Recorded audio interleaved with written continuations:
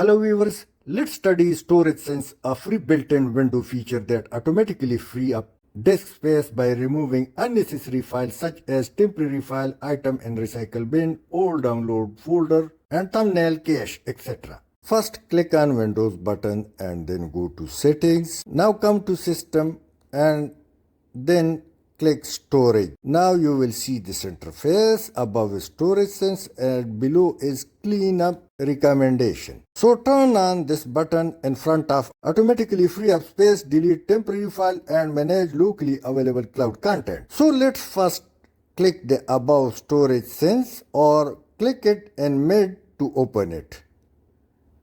Now you will see this interface and if this is unchecked, so check it. And now come down and open Run Storage Sense. You can see every day, every week, every month. If you are a heavy user, so I suggest every week, but I personally keep it on every month. And now come down, delete file from recycle bin if they have been there for over days. Open it and now better you keep it on 30 or 60 days. Now come down and open delete file in the download folder if they haven't been opened for more than. So when you open it, it gives from 1 to 60 days. I strongly suggest to keep it on never, which is the default option, because you may lose some important data from download folder like pictures, PDF, or other documents. You can also run Storage Sense now. Click this button and you will see that it clear 293 MB instantly. Let's click back and you can see cleanup recommendation which have over 1 GB data. So open it now in case if you would like to delete it. So click inside any folder and press Ctrl A to select all. The same way you can click above file. Now if you click cleanup, so data from videos folder, download folder would be deleted. So through this way you can delete unnecessary file to create free space automatically. Thanks for watching.